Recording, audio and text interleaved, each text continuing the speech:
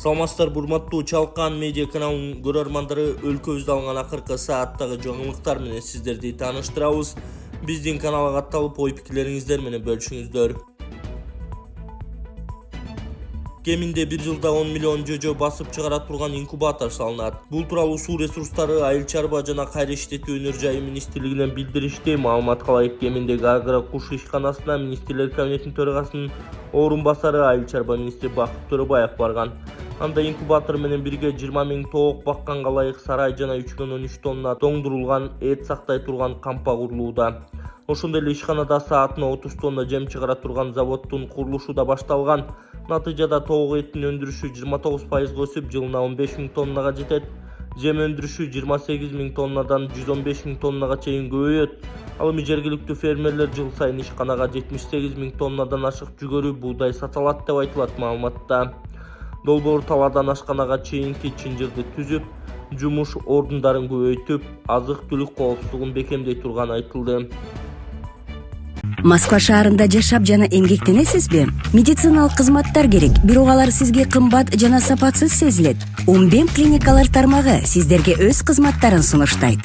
Бүгүнкү күндүн талабына жооп берген заманбап жабдыктар менен кесипкөй дарыгерлер сиздерди күтөт. Бизде сиз стоматолог, тиш дарылоонун бардык түрлөрү, уролог, невролог, лор, терапевт, хирург, окулист, педиатр, УЗИ жана башка дарыгерлердин кеңешин алып дарылануу мүмкүнчүлүгү бар. Умбем клиникалар тармагы бул жогорку сапаттагы медициналык жабдыктар менен камсыз болгон профессионал дарыгерлер. Сиздердин ыңгайлуулук үчүн Умбем клиникаларынын Москва шаары боюнча 3 медициналык борбору иштейт. Өзүңүзгө ыңгайлуу даректи тандап медициналык кызмат алсаңыз болот. Ушул ай ичи бизге келип төмөндөгү кызматтарга арзандатуу менен медициналык кызмат алыңыздар. Ден соолугуңузга кам көрүүнү эртеңкиге калтырбаңыз. Умбем клиник Москва. Мэрия Айчүрөк соода борборунун жанындагы курулуштарды буза баштады. Бишкектеги Айчүрөк соода борборунун жанындагы курулуштар буздурулуп жатат. Ишти мэриянын жер пайдалануу көзөмөлдөө башкармалыгы жүргүзүүдө. Мэриянын Фейсбуктагы баракчасында курулушту бузуу учуру түзөбодо жарыяланган. Анда кала башчысы Айбек Жунушалиев өзү курулушту тезден бузуп, материалдардын ээсине акт менен берүүнү тапшырып жатканын көрүүгө болот. Өз алдынча бузуп алуусуна 3 күн убакыт бергенбиз. Ар кайсы шылтоону айтып, убактысында бузушкан жок. Биз айткан сөзүбүзгө туруп, өзүбүз бузуп баштадык. Эгер бүгүн кечке чейин сүрдүрүлгөн материалдардын алып кетпесе, айып кампасына алып кетебиз, деди мэр. Жунушалиев 10 февралда Айчүрөк соода борборунун жанындагы курулуш иштерин текшерген. Шаар башчысы жаңырылып жаткан объект бекитилген эскиздик долбоорго ылайык келбей жатканын белгилеп, ээсине 3 күн ичинде демонтаж иштерин баштоону тапшырган. Эгер баштабаса, курулушту мэриянын жер пайдаланууну көзөмөлдөө башкармалыгы бузаарын, алардын чыгымдарын толугу менен компания төлөөрүн эскерткен. Айбек Жунушалиев ошондой эле Олд Бишкек долбоорунун алкагында салынып жаткан имараттын курулушу да убактылуу токтотулганын айткан. Ага имарат баштапкы проектке көрсөтүлгөндөй курулбай, өзгөрүп кеткени себеп болгонун билдирген. Бишкек мэриясы 2025 жылы март айында Чүй проспектиси менен Дүйшөнкул Шопоков көчөсүнүн кесишинде эскалатор, заманбап лифт, жер астындагы өтмөк жана 220дан ашуун автоунаа токтотуучу жайды камтыган долбоордун курулушу башталганын маалымдаган. Долбоорго Ташболот холдинг жана Олд Бишкек компаниялары акча салаарын, курулуш 2 жылга созулуп, жалпы бюджет 2 миллиард сомду түзөөрүн билдирген.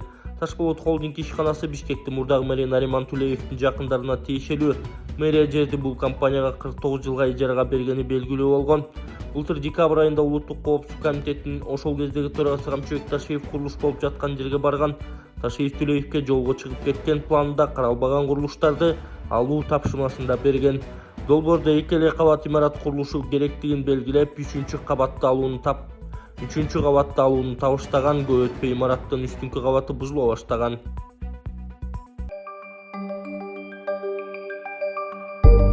Баары мындан 48 жыл мурун башталып, 1978 жылы Кыргыз геологиянын геофизикалык экспедициясы Жетөгүз районунун Акшыраак төген массивинде деңиз деңгээлинен 4000 метр бийиктикте ири кендердин изин тапкан. Бул ачылыш союздук мааниге ээ болуп, ошол эле жылы атактуу кумтор менен катар Тоголок жана Жаңгарт кендери тарыхка кирген.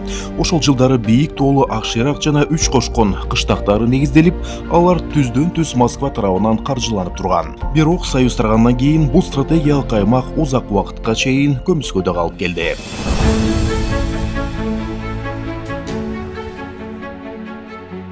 Aradan dээрлик жарым кылым өткөн соң Тоолук кенинин экинчи өмүрү башталып, 2023-жылдын 8-августунда Кумтөр Operating Company'ге лицензия берилип, Кумтөр Gold Company'нин каржылоосу менен кайрадан геологиялык тастыктоо иштери жанданып, иш ыргагы тез арада күчүнө кирди.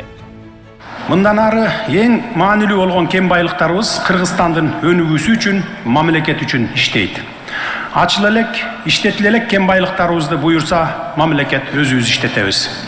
Албетте, алардан түшкөн кирешелер элдин кызыкчылыгына, мамлекеттин экономикасынын көтөрүлүшүнө, стратегиялык багыттарга жумшалат. Кыска убакыттын ичинде кендин 40 тилкесинде жалпы узундугу 9,5 миң метрди түзгөн бурголоо иштери жүргүзүлдү. Ар бир метр, ар бир катмар кылда тизилденип, 11 миңге жакын үлгү алынды. Изилдөө иштери муну менен эле чектелген жок. Штольнялардан жалпы салмагы 8 тоннага жеткен 608 бороздук үлгү чогултулуп, тереңдетилген лабораториялык анализдерге жөнөтүлдү. Мындай масштабтуу изилдөөлөрдүн жыйынтыгы кендин келечегине болгон бекем ишенимди жаратты. Планга ылайык кенди иштетүүнүн мөөнөтү 16 жылга ылайыкталган жана бул аралыкта жалпысынан 16 тоннадан ашык алтын казылып алынмакчы. Иштин биринчи этабында алгачкы 7-8 жыл ичинде ачык ыкма менен 6 тонна алтын өндүрүү пландалууда. Ал эми экинчи этапта жер астынан кен казып алуу ыкмасы менен 10 тоннадан ашык баалуу металл алынат. Тоолук кенин иштетүүдөн түшө турган жалпы киреше 2 миллиарддан 2,3 миллиард АКШ долларына чейин жетип, таза пайда 600дөн 700 миллион долларды түзөөрү күтүлүүдө.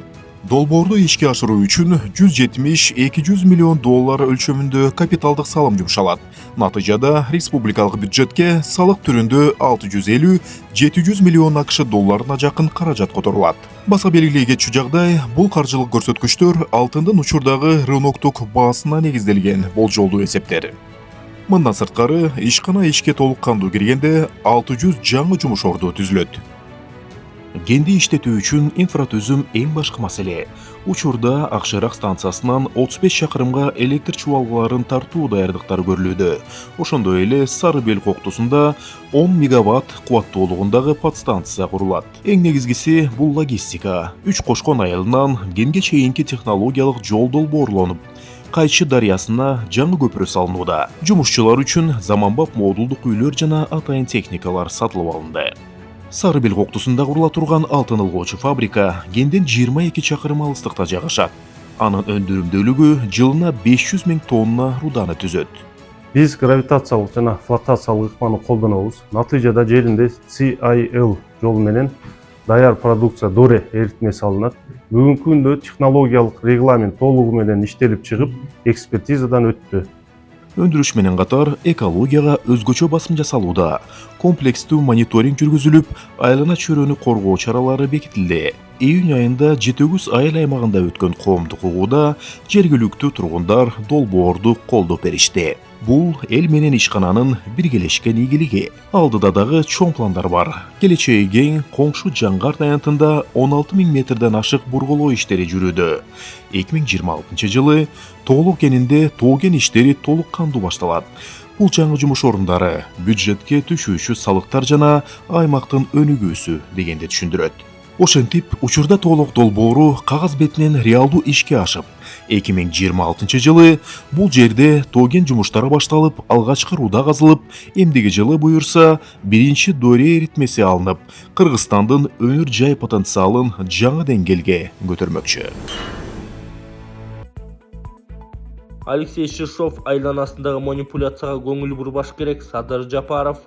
Алексей Шишов темасы коомчулукта кайрадан көтөрүлүп, анын Москвадагы жолугушууга катышуусу талкуу жаратты. Садыр Жапаров кабар маалымат агенттигине берген комментарийинде бийлик анын маалыматтын мамлекеттин кызыкчылыгы үчүн колдонуп жатканын билдирген.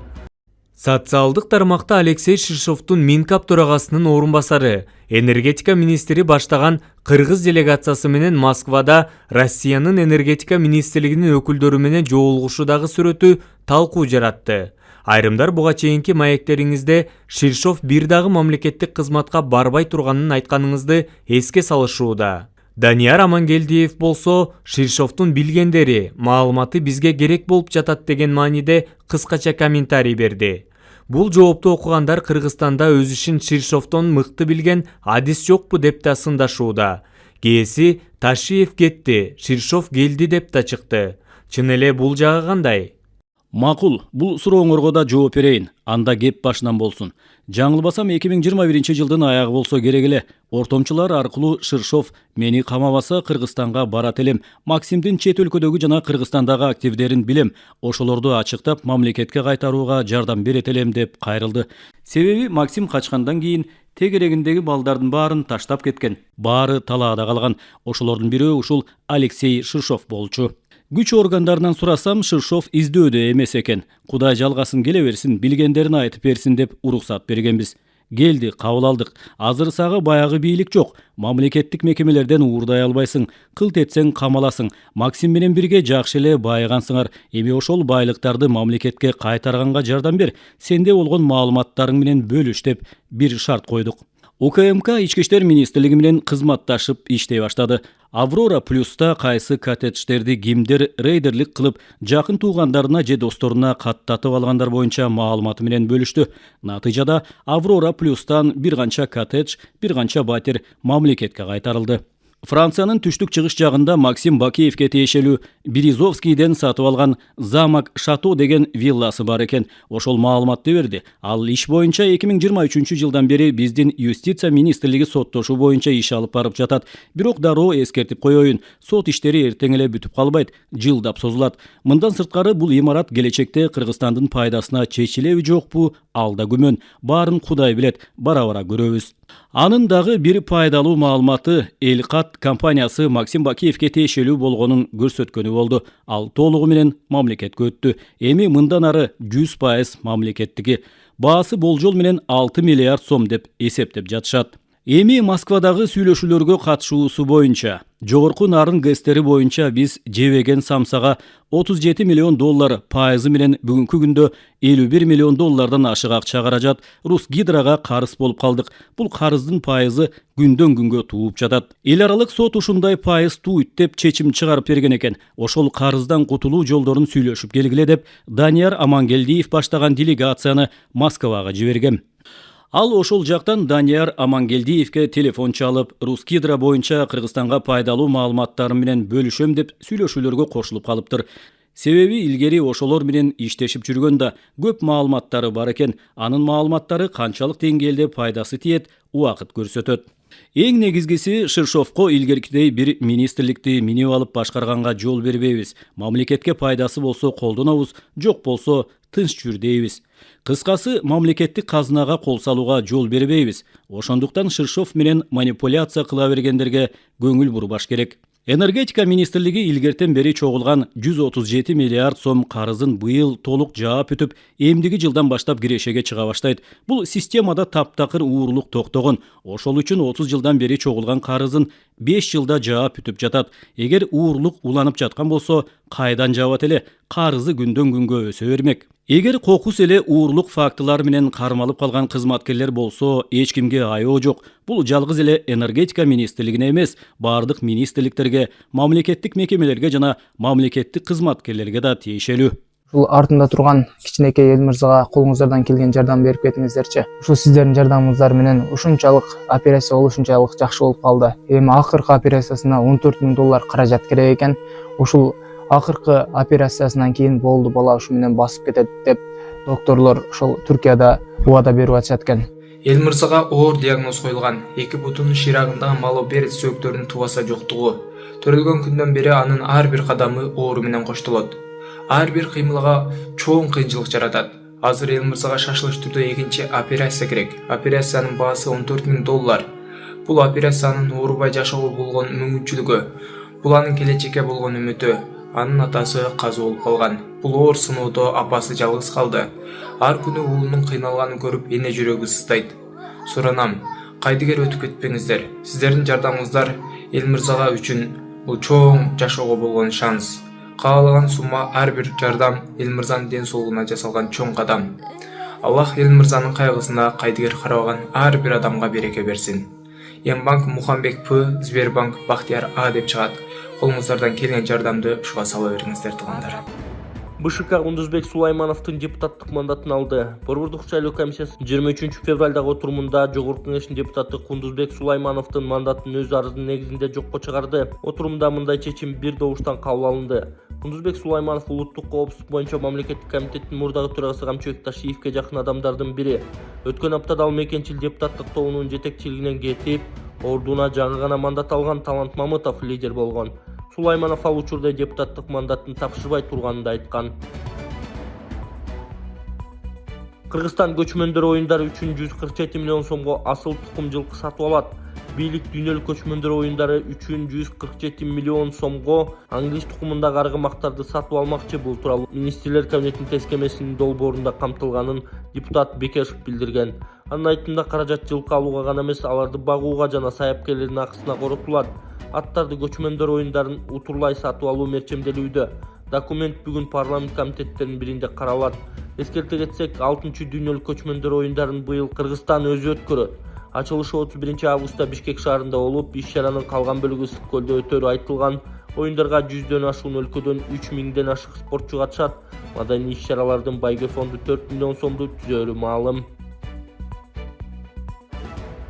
Алмазбек Абытов Жогорку Кеңештин аппаратын жетектейт. Президенттин Жогорку Кеңештеги мурдагы өкүлү Алмазбек Абытов парламенттин аппарат жетекчиси болуп дайындалды. Бул тууралуу тескемеге Жогорку Кеңештин төрагасы Марлен Маматалиев 23 февралда кол койгон. Абытов мурдагы кызматынан 13 февралда алынып, ордуна Бектур Зулпиев дайындалган. Абытов азаттыкка, ден соолугуна байланыштуу кызматтан өз каалоосу менен кеткенин билдирген. 59 жаштагы Алмазбек Абытов 2019 жылдан бери өкмөттүн кийин президент менен аткаруу бийлигинин парламенттеги өкүлү болуп иштеп келаткан. Жогорку Кеңештин мурдагы аппарат башчысы Кутман Турсункулов бул кызматка былтыр 19 декабрда дайындалган. 12 февралда Нурланбек Тургунбек уулу Жогорку Кеңештин төрагасы кызматын тапшырып, анын ордуна Марлен Маматалиев шайланган. Андан бери парламенттин аппараттарында бир канча кадрдык өзгөрүүлөр да болууда. Жогорку Кеңештин басма сөз кызматынын жетекчиси болуп Жайнак Үсен уулу дайындалып, ал буга чейин улуттук телерадио берүү корпорациясынын НТС телеканалынын директору болуп иштеген. Өзгөчө Ырдал министрлигине атайын техникалар тапшырылды. Бишкек шаарындагы Турдак Нусубалиев атындагы аянтта Өзгөчө Ырдалдар министрлигине атайын техникаларды тапшыруу азаматтуу иш-чарага катышкан Министрлер кабинетинин төрагасы Адылбек Касымалиев Өзгөчө Ырдалдар министрлигинин мамлекеттик бюджеттин жана кошумча гранттык эсебинен алынган жаңы техникаларга ээ болушу менен куттуктады. Анын айтымында бул техникалык каражаттар Өзгөчө Ырдалдардын алдын алууга, кесепеттерин жоюуга жана өздүк курамдын коопсуз жана ыкчам ишмердүүлүгүн камсыздоого шарт түзөт.